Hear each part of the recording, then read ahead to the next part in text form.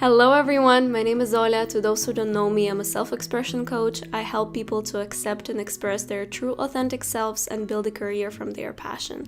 Stay here if you want to learn how to find your strong sides and use them to create opportunities, earn money from doing what you love, and cultivate self-confidence. Let's go. Today I want to read you some of my old journaling entries. Some of these are 5 years old or something, and this is crazy because this has been before COVID or during COVID, which seems like a different lifetime almost. But yeah, and a little disclaimer, I started journaling when I was about 7 years old. Of course, it wasn't the journaling that we know now. It was just writing stuff down about my life in one of those little diaries with a lock. I'm pretty sure a lot of you had those because they were the shit back then. And I was just writing what was happening, what was occupying my mind when I was 7. Most of it was boy problems. And later on, I started using journaling in my coaching practice. I started giving my clients journaling prompts that I would carefully design so that they would solve their problems or help them navigate a certain situation. Or I would use it myself to kind of dive a little deeper into my self-growth, personal and professional, and try to use journaling as like the best tool. So as I mentioned, today I want to share with you some of my old journaling entries. As you can see, I've tagged them because not everything can be shared for private reasons, and not everything is interesting also. So let's start with the red one. Okay, what was happening here? I am feeling really angry today, not at the people around me, but at myself. Or maybe at the people as well. I don't like laziness and procrastination. I love being active, having a schedule, and improving. 20s are not for lying in bed and watching movies. They are for experiences, dreams, learning, and finding your place in the world. I guess a month in Russia will really give me that boost of energy I need. I'm gonna change my life for a more active one. I think I will return to the Netherlands with a more fulfilled and ready to crush it state of mind. That's awesome. That's awesome. And then a heart at the end. I want to just hug this version of me because she was so stuck in this constant race of trying to develop herself and just, kind of run towards the achievements, not walk, but like run a race. And that wasn't healthy, that wasn't good. And yeah, I mentioned here, I don't like laziness and procrastination. Well, everyone who says that, probably they don't know how to relax properly and they don't know how to maintain a work-life balance. So if you are one of those people as well, know that it's probably a sign for you to reassess how you are spending the time in your life, and if you're maybe also stuck in a race like that and need to find more time for personal freedom, for just literally lying down and doing nothing, watching Netflix. I don't know, because it's important too. Moving on. Ooh, this is an interesting one. So in the past, I used to have an ebook with like journaling prompts and things like that, which I've used, and now I'm gonna demonstrate one of them because I remember that I completed this guide myself. I'm still really proud of that work. It helped a lot of people. So the prompt I used: what is a bad thing that happened to you in the past that you are grateful for now? So if you think that this prompt can really help you in your life, I would really encourage you to pause this video right now, write it down, and then come back to it, or do it straight away now and then continue watching this video, because this can really reshape the way you see a negative experience and not make it like positivity, the toxic positivity, but shed some light on a new perspective over that event. So here's what I wrote. It was very hard for me to find my passion. Literature and Russian in the middle school, then biology in high school, life science at Han in Nijmegen, and now finally communication at Han in Arnhem. All that pressure of making the right career choice and fitting in was exhausting. Mom wanted me to become a doctor, grandma a journalist, dad a scientist. They all knew what's best for me without making sure that I want that too. It's not all their fault, of course. I should have asked myself questions, reflected on things I do, and acted out of self-love and not a wish to become perfect. I have chills. Anyway, all of that pressure led to a nervous breakdown in a cafe with Lucas. This is my boyfriend. When I figured out that I don't like the program I'm doing at university at all. This was a bad thing. However, it led me to exploring myself and my passions and finding what I want to do at this stage of my life.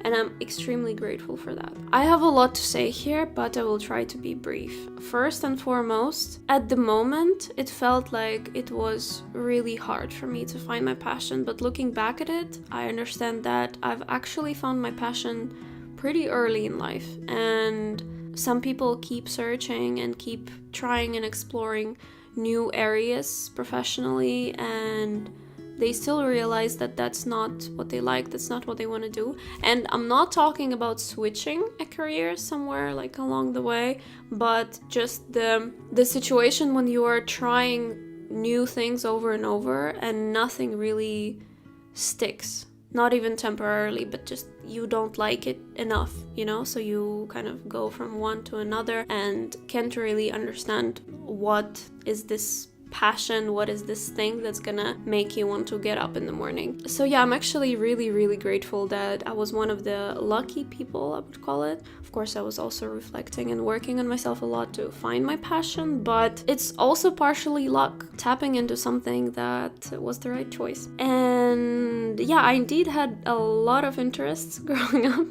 Literature, Russian language, because I'm originally Russian. After that, I moved to the Netherlands to study. So when I moved, I was studying life science here because I was obsessed with biology and especially neurobiology. I was like crazy about the brain and wanted to become a neurobiologist, and it's still one of those areas in life where I keep reading articles and I keep kind of getting new information about it, because human behavior, the way we make decisions, the way our brain influences what we do and how we live life is incredible. And that was one of the reasons I decided to go into coaching, because that seemed like an area that was still partially connected to neurobiology, but not in a way that you're working in a lab 24/7 locked in four walls. So yeah, and what I've mentioned, all that pressure of making the right career choice and fitting in.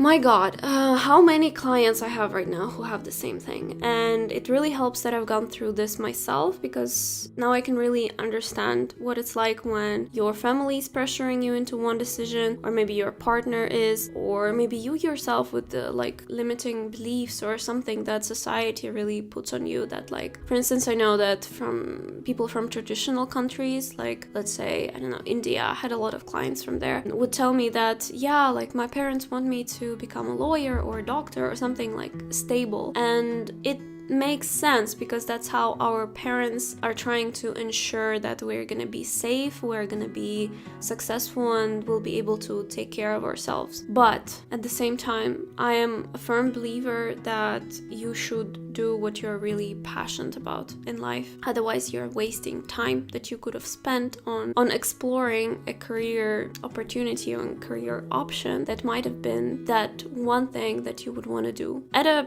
particular period of time. Because as I mentioned, switching careers is normal. You can be super passionate about being a doctor when you're 18, finish your study, start working, and not really feel it anymore. And that doesn't mean that it was the wrong career choice. I want to highlight that. That just means that this was your being a doctor season, and now it's time to switch to a new one. So yeah, the pressure is immense, but sending a hug to everyone who is in this place right now, because there is a light at the end of that tunnel. You're gonna figure it out. Give yourself time. Don't get stuck in things that are making you unhappy. You deserve better. It's done with this one. Let's move on to the black journal. Now, it doesn't say anything about the mood. It was just the color I wanted at the time. Ooh. I am grateful for my life, the opportunities coming my way, people around me, my blog, my parents, my boyfriend, job, and Instagram as a platform that allows me to do it, my university, my therapist who is helping me figure out things, and of course me. I am grateful to myself for everything I've accomplished so far and everything I will accomplish in the future. This is a nice phrase. I kind of want to put it up somewhere. Things aren't easy at the moment, yet there's always something to be grateful for. Seeing positives even in the biggest negatives is a gift called optimism, and I'm lucky to have it.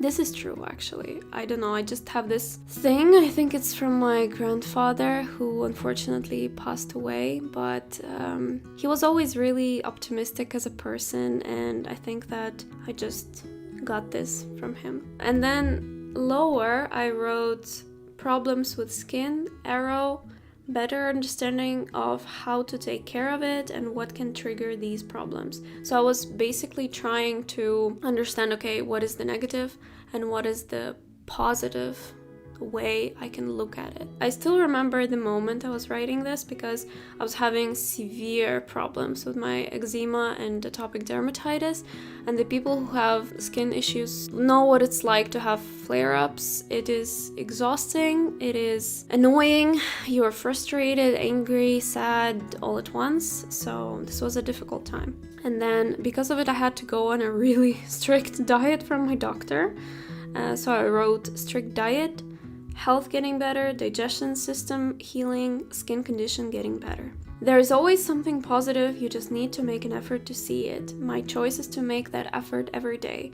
This helps me feel happier, see things from many perspectives instead of just one, and be grateful for everything I have. Every day is given to me for a reason. I choose to live it, to experience more, help more people, grow personally and professionally, and feel happiness inside of me. I am grateful for everything and everyone. It does not matter what or who stays in my life and what or who doesn't. We are all giving and getting something from those things and connections, something valuable and meaningful. I'm gonna cry. These are...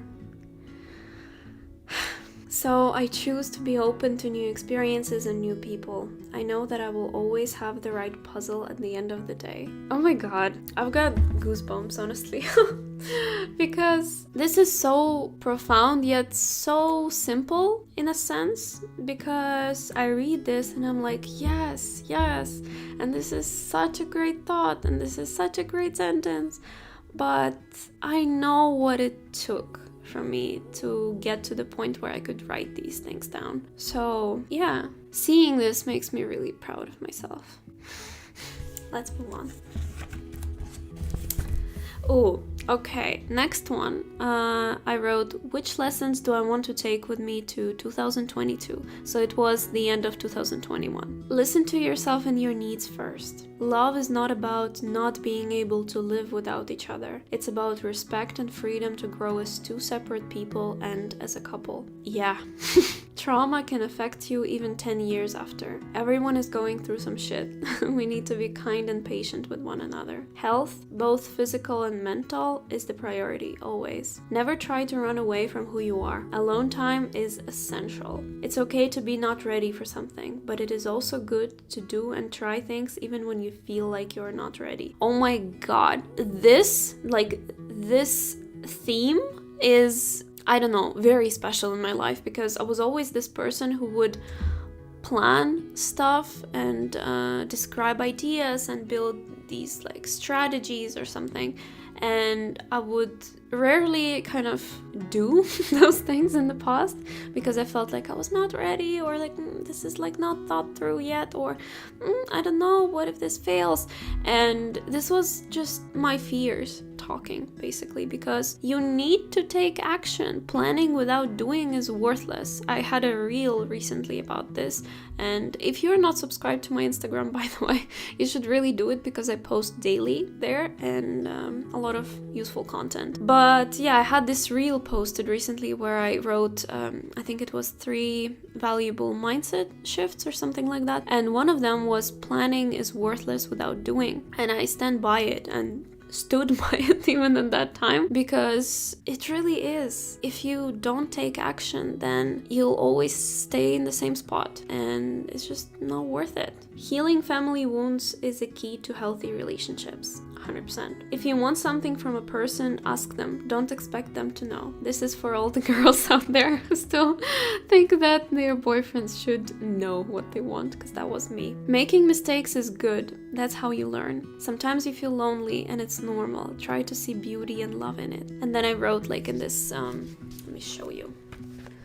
Can I can I focus on it? I wrote, I'm grateful for everything I got to experience this year. It's been both tough and beautiful. I am a new Oля now. I see myself differently and it will keep changing, which is good. Let's go 2022. I just love this part of my journaling that I can go back and read the insights or the lessons or something that I was journaling about years ago and reflect on where I am now and whether have I really learned those lessons, whether I've taken these insights with me or not. And the last journaling entry of today, because the video is already super long, I think. Ego work. This is, one of my absolute favorites. This is priceless to go back to because ego work is something that you do throughout your whole life and is something that you consciously try to rewire and change. Let's just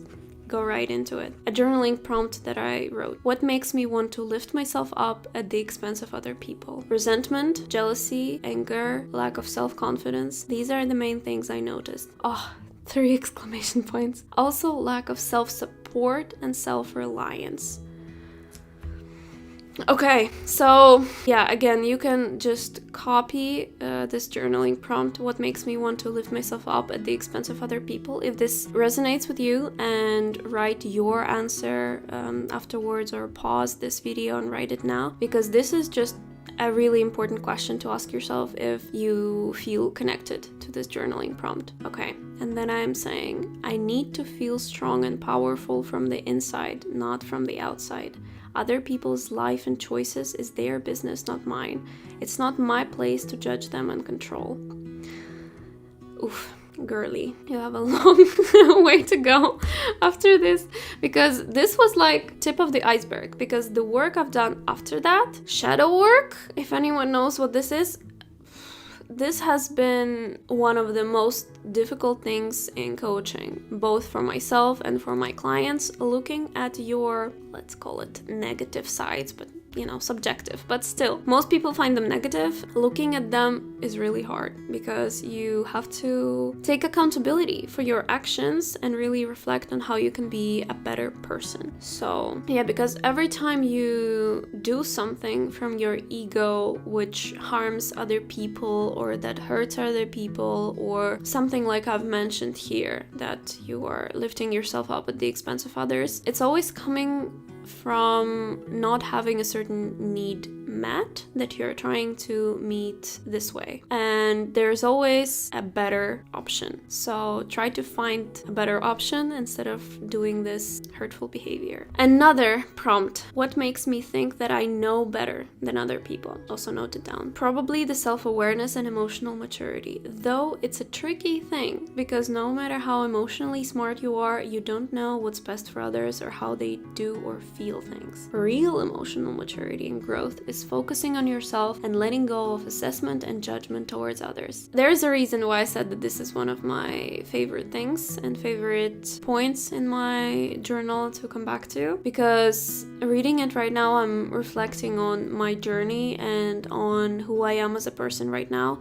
and I understand that some of these things still do come out, but I can almost always find myself doing that and stop in time, ask myself, okay, what am I lacking right now? What do I need right now that I'm trying to get through this? And almost always it's something like time for myself, or love, or I don't know, appreciation, or something that you are just trying to fix through choosing these behaviors. And the last prompt here, what can I do to stop this pattern or behavior? Number 1, I can track when I react or feel like reacting in a judgmental, egoistical way. Then I can be aware of what I'm doing. Yeah, so basically what I've said just now. Next thing is to learn my ego, where it gets triggered, what sets it off, what needs to be healed, properly addressed, and so on. And 3, I need to release control when it comes to other people. 100%. I tell it to, I think, everybody, and well, as you can see, I've told it to myself and keep telling it, honestly. It is really, really important to not be this person who is always giving other people advice when no one really asks it from you, that you are always kind of in somebody else's business, that you're always trying to be this coach to your friends or family or your partner. There is time and place to help out, to give advice, to give your opinion, or to maybe notify them that they might be doing something wrong, or they might be like doing something that's not the most effective way or whatever. But you shouldn't be doing this all the time, because if you are, that means that you're not paying attention to yourself, or you're trying to run away from the things that you actually have to fix in your life. What I've noticed is that when we are trying to focus too much on other people and control other people and also change them, we almost always need to take a step back and ask ourselves, what am I running away from right now in my life? What is a problem that I'm trying to solve in other people that I'm not addressing in myself? This is really, really important and a really deep type of work that you can do. That you can do with yourself or with a coach or with your therapist. It really depends on what exactly you're trying to address. But generally, writing a prompt already should give you some understanding on what you're doing and what are you trying to avoid this way. So yeah, this has been it. I've read I think 5 journaling entries and talked about them for a while. I don't want to take a lot of time because I could do this forever, honestly. And if you want more of these videos, I would be really happy to do that. And I would love to also get my childhood journals, the ones that were like from when I was 7 or 10, and just really read things I was writing back then and laugh, because I think this is gonna be so cute and also so embarrassing. I just can't wait, but I need to go back to Russia, to my hometown, to really get those. So follow me and then you'll see that video at some point, definitely. But for now, important thing that I wanted to say about journaling at the end of this video is that, as I said, it's a scientifically proven tool to feel better mentally and physically, and I would really recommend it to everybody because it does not take a lot of time, 5-15 minutes a day, and you're good to go. And it's super accessible. You don't need anything except for a piece of paper or a notebook and a pen. Nothing else. You can even use your phone. So don't try to make it too complicated for yourself, but do give it a try. It is really worth it. And if you feel like you need some guidance, if you feel like you would want me to guide you on this process with journaling, I am opening, or have opened, I think by the time this video comes out, a journaling club, a community for people who are committed to their self-growth and want to journal on a daily basis. Let me tell you what's included there. So, the journaling club, daily journaling prompts so that you don't have to think about, ooh, what do I write? Community of people who are doing the same thing that you are doing. Weekly mini podcasts from me and discussions afterwards. This is going to be a favorite for so many people. I'm sure of it, because we all sometimes want to talk about a certain topic that bothers us, or that we can't really discuss with other people, like friends or family, because, well, they are like in our lives. But it's kind of like a healthier version of Twitter, if you will, where you can have a discussion about a topic without covering each other with mud. Constant motivation boost and support, which many of us do need. Exclusive content from me and bonuses that will be available only to the members. These are gonna be just little gifts or discounts or stuff like that that will be really helpful to those people who want to save some money and have coaching, journaling, and all the guidance in the world for a more accessible price. And you know what's the best thing about the journaling club? The price. Many people who want to get guidance from me face the fact that it's gonna cost them a certain amount of money, and not everyone is prepared to pay that. Not everyone is really there yet, and I totally get that. I'm never like forcing anybody to